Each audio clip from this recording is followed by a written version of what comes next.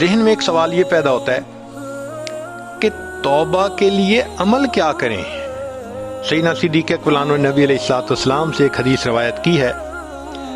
فرماتے ہیں ما من رجل یذنب ذنبا ثم یقوم فیتطہر ثم یصلی رکعتین ثم یستغفر اللہ غفر اللہ لہ۔ اگر کوئی بندہ گناہ کر بیٹھے، اس کو چاہیے کہ وضو کرے، پھر 2 رکعت صلاۃ الحاجت پڑھے اور پھر استغفار کرے، اللہ تعالیٰ اس کے گناہوں کو معاف فرما دیتے ہیں۔ آخری بات، ذہن میں یہ بات آتی ہے کہ انسان اگر توبہ کرے تو کس کیفیت کے ساتھ توبہ کرے، یہ سب سے اہم نقطہ ہے، کیونکہ جتنا گڑ گڑا کے عاجزی سے، زاری سے اللہ تعالیٰ کے سامنے فریاد کریں گے، اتنا جلدی اللہ تعالیٰ توبہ کو قبول فرما لیں گے۔ چنانچہ وہب بن منبہ رحمۃ اللہ علیہ ایک بزرگ گزرے ہیں، پہلے عیسائی تھے، پھر کلمہ پڑھ کے مسلمان ہو گئے۔ تو ان کا یہ واقعہ ہے، انہوں نے بتلایا کہ بنی اسرائیل میں ایک نوجوان تھا جو بہت بدکاری کرتا تھا۔ بستی والے تنگ آ گئے تھے، حتیٰ کہ انہوں نے سوچا کہ اب اگر اس نے بدکاری کی تو ہم اس کو پہلے تو ٹھکائی کریں گے، مار پیٹ کریں گے، پھر اس کو دھکے دے کر شہر سے نکال دیں گے، یہ یہاں رہنے کے قابل نہیں۔ وہ کچھ عرصہ تو گناہ سے بچا رہا اور بالآخر اس نے پھر وہی گناہ کر لیا۔ بستی والوں نے خوب پٹائی کی اور اس کو ذلیل و رسوا کر کے دھکے دے دے کے شہر سے باہر نکال دیا۔ اس زمانے میں شہر چھوٹے ہوتے تھے تو شہروں کے گرد 4 دیواری بنی ہوتی تھی۔ شہر کے دروازے کے سامنے ویرانہ سا تھا جہاں چند درخت تھے۔ وہ نوجوان وہاں جا کے رہنے لگا۔ نہ کھانا تھا، نہ پینا تھا، نہ رہنے سونے کی کوئی جگہ تھی۔ اس دوران لگتا ہے کہ اس کو بخار آ گیا۔ بیماری بھی ہو اور دوائی نہ ہو تو بیماری ایگریویٹ ہو جاتی ہے، یا موسم اگر سخت زیادہ ہو، زیادہ سردی ہو تو بیماری اور بڑھ جاتی ہے۔ اس کے ساتھ بھی کوئی ایسا ہی معاملہ ہوا، حتیٰ کہ اس کی موت کا وقت آ گیا۔ اب جب اس کی موت کا وقت آ گیا تو ذرا پورا واقعہ سنیے کہ معاملہ ہوا کیا۔ کان فی زمن موسیٰ علیہ السلام شاب عاتن، موسیٰ علیہ السلام کے زمانے میں ایک نوجوان تھا جو سرکش تھا،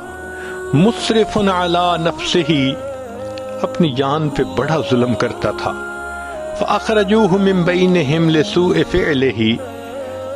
چنانچہ بنی اسرائیل والوں نے اس کو اس کی بدکاری کی وجہ سے بستی سے نکال دیا تھا۔ فحضرت الوفات فی خربۃ علی باب البلد، شہر کے دروازے کے سامنے اس ویرانے میں بالآخر اس کو موت کا وقت آ گیا۔ فاوحى اللہ تعالی الی موسیٰ علیہ السلام، اللہ تعالیٰ نے موسیٰ علیہ السلام کی طرف وحی نازل فرمائی اور کہا کہ اے میرے پیارے پیغمبر علیہ السلام، ان ولی من اولیائی حضرہ الموت، میرے اولیاء میں سے ایک ولی کو موت آ گئی ہے، فاحذرہ، آپ جائیے، وغسلہ، اس کو غسل دیجئے، وصلی علیہ، اور اس کا نماز جنازہ پڑھیے۔ اللہ اکبر،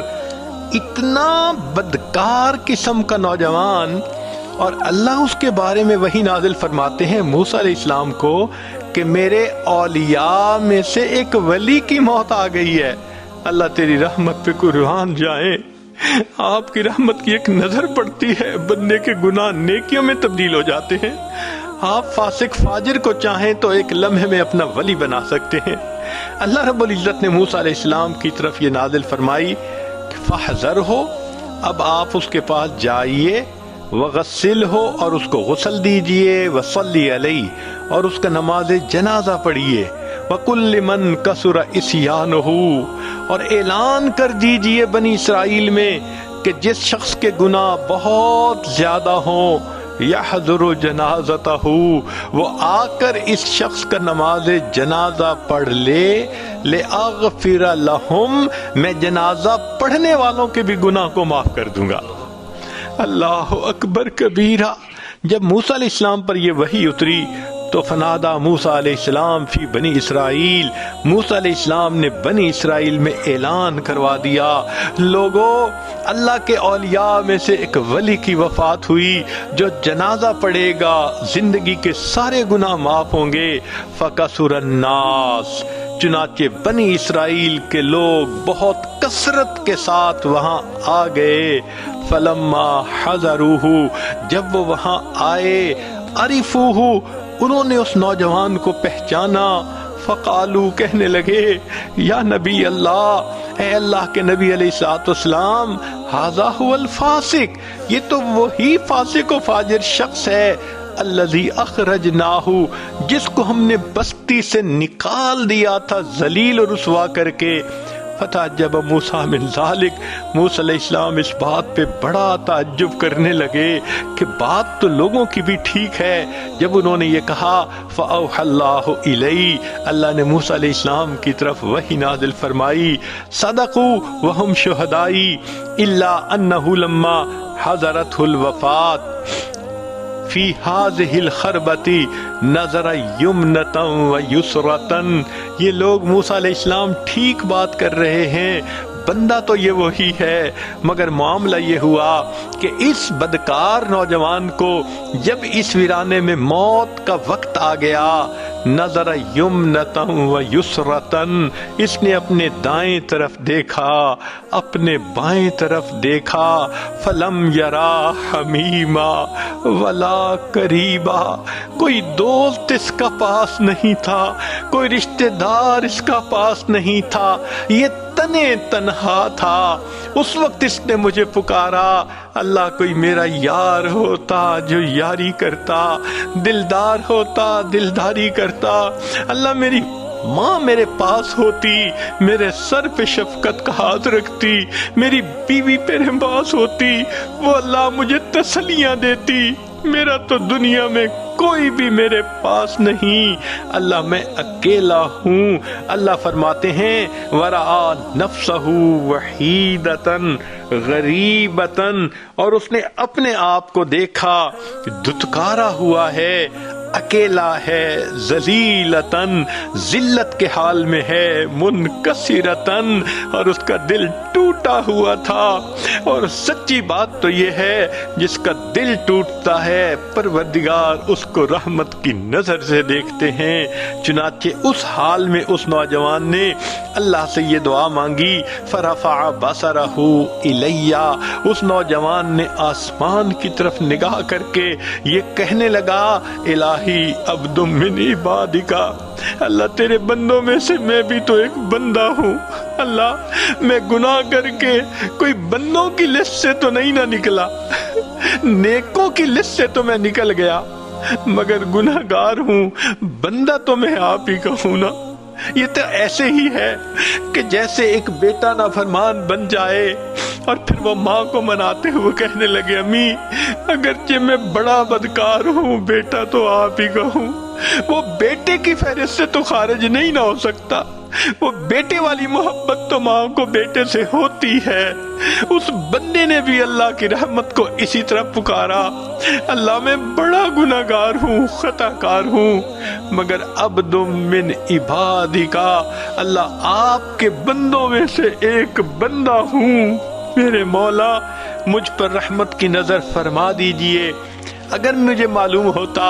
کہ مجھے بخش دینے سے آپ کی رحمت گھٹ جائے گی اور مجھے سزا دینے سے آپ کی شان بڑھ جائے گی، اللہ میں کبھی آپ سے مغفرت کا سوال نہ کرتا، اس لیے کہ ہمارے گناہوں سے آپ کی شان نہیں گھٹتی، ہمارے گناہوں سے آپ کی شان نہیں گھٹتی، اور ہمارے نیک بن جانے سے آپ کی شان نہیں بڑھتی۔ اللہ آپ تو بہت بلند ہیں، اور اللہ آپ نے موسیٰ علیہ السلام کی طرف یہ پیغام بھی بھیجا ہے، انی انا الغفور الرحیم، کہ میں بڑا غفور اور بڑا رحیم ہوں۔ اے اللہ جب آپ نے یہ پیغام بھیج دیا، فلا تخیب رجائی، اللہ میری امیدوں کو ناکام نہ کرنا۔ یا موسیٰ، اے موسیٰ علیہ السلام افکان یحسن بی ان اردہ وہو غریب علی ہذہ الصفۃ، کیا مجھے یہ بات اچھی لگتی تھی کہ میں اس کی دعاؤں کو رد کر دیتا جبکہ وہ اس حال میں تھا، وقد توسل الی بی، اور اس نے میری رحمتوں کا واسطہ دے دے کر مجھ سے دعائیں کی، وتضرع بین یدی، میرے سامنے خوب آنسو بہائے، خوب گڑ گڑایا، وعزتی، اے موسیٰ علیہ السلام مجھے اپنے عزت و جلال کی قسم ہے، لو سالنی فی المذنبین من اہل الارض جمیعا لوہبتہم لہ لذل غربتہ، کہ اگر اس وقت وہ نوجوان پوری دنیا کے گناہ گاروں کی بخشش کا مجھ سے سوال کرتا، میں پروردگار ساری دنیا کے گناہوں گاروں کو بخش دیتا۔ اللہ آپ کتنے کریم ہیں، کتنے مہربان ہیں۔ ایک بندے کی آپ کو توبہ اچھی لگتی ہے، ایک بندے پہ پیار آ جاتا ہے، آپ فرماتے ہیں اگر وہ میرے سامنے ساری دنیا کے گناہگاروں کی بخشش کی دعا کرتا، میں سب کے گناہوں کی بخشش فرما دیتا۔ پھر اس کے بعد رب کریم فرماتے ہیں یا موسیٰ، اے موسیٰ علیہ السلام، انا کہف الغریب، میں پردیسی کی پناہ گاہ ہوتا ہوں، وحبیبہ، جس کا کوئی دوست نہیں ہوتا اس کا دوست میں پروردگار ہوتا ہوں، وطبیبہ، اور جس کی تیمارداری کرنے والا کوئی نہیں ہوتا اس کا تیماردار میں ہوتا ہوں، وراحمہ، اور جس پہ ترس کھانے والا کوئی نہیں ہوتا میں پروردگار اس پہ ترس کھا لیتا ہوں۔ آج ہم بھی اللہ سے یہی دعا کرتے ہیں، اے اللہ ہم پر ترس کھا لیجئے، ہم نے بہت گناہ کیے، ہم نے اپنی جانوں پہ ظلم کیا، اللہ آج احساس ہوا کہ ہم نے اپنے بدنوں کو ناپاک کیا ہوا ہے، اے کریم آج ہمارے بدن پاک فرما دیجئے، ہمیں قیامت کے ان کی ذلت سے بچا لیجئے۔ اللہ دو بندوں کے سامنے کی ذلت ہم سے برداشت نہیں ہوتی، قیامت کے دن ساری مخلوق کے سامنے کی ذلت کیسے برداشت ہوگی؟ اللہ دنیا کی دھوپ کی جو ہے گرمی ہم سے برداشت نہیں ہوتی، جہنم کی آگ کی گرمی ہم سے کیسے برداشت ہوگی؟ کریم آقا آج رحمت فرما دیجئے، ہمارے پچھلے گناہوں کو معاف کر دیجئے، آئندہ ہمیں نیکوکاری اور پرہیزگاری کی زندگی عطا فرمائیے۔ وآخر دعوانا ان الحمد للہ رب العالمین۔